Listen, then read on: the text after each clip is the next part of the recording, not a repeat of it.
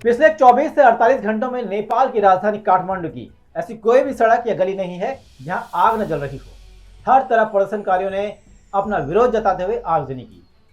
सोमवार को राजधानी काठमांडू से फैली चिंगारी अब नेपाल के बड़े बड़े हिस्सों में पहुंच गई है और इस बीच प्रधानमंत्री ओली ने और तमाम मंत्रियों ने अपना इस्तीफा दे दिया है। कई मंत्रियों को इस दौरान पीटा गया, उनके घर जलाए गए। ये तस्वीरें आपने देखी और तमाम तरह की आगजनी हिंसा हुई, ये भी आपने देखा। पुलिस की जो गोलीबारी में थे उसमें 21 से ज़्यादा लोग मारे गए और 600 से ज़्यादा घायल हो गए। और इस तरह पिछले 48 घंटे नेपाल में गुजरे और इस जद्दोजहद के बीच, इस हंगामे के बीच, इस बवाल के बीच सरकार का तख्त गिरा दिया गया है। वहीं सवाल यह कि क्या यह आंदोलन बिना चेहरे का था या इसके पीछे कोई ताकत थी। वैसे तो आंदोलन बिना चेहरे के ही आगे बढ़ा, लेकिन इस विरोध के केंद्र में 36 साल के सूदन गुरुङ का नाम सामने आया है। ये वही गुरुङ है जो हामी नेपाल एनजीओ के अध्यक्ष हैं और इन्होंने ही सबसे पहले सोशल मीडिया बैन के खिलाफ हजारों छात्रों को एकजुट किया और इस विद्रोह की तैयारी उन्होंने पिछले एक हफ्ते से की थी।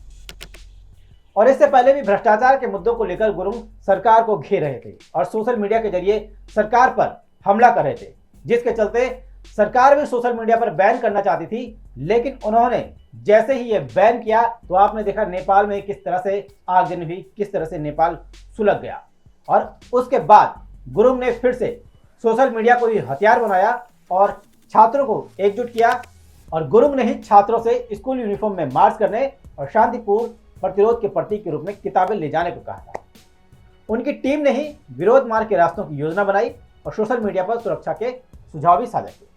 लेकिन जब इनकी गतिविधियां आगे बढ़ी और नेपाल सरकार ने 4 सितंबर को अचानक 26 प्लेटफॉर्म जैसे फेसबुक, इंस्टाग्राम, व्हाट्सएप, यूट्यूब और एक्स पर बैन लगा दिया तो सरकार के इस फैसले ने बारूद में आग लगाने का काम किया। इसके बाद गुरुङ ने पूरा आंदोलन सोशल मीडिया के जरिए ही चलाया, टिकटॉक के जरिए खासकर। और फिर इस बैन ने नेपाल की डिजिटल नेटिव जनरेशन जी में आक्रोश भड़का दिया।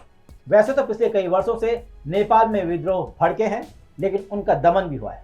लेकिन इस बार तो इतना खतरनाक बवाल हुआ कि प्रधानमंत्री ओली को इस्तीफा देना पड़ा और आंदोलन अभी भी दबा नहीं है। नेपाली कांग्रेस और तमाम कम्युनिस्ट नेता निशाना बने, उनके घर फूंक दिए गए।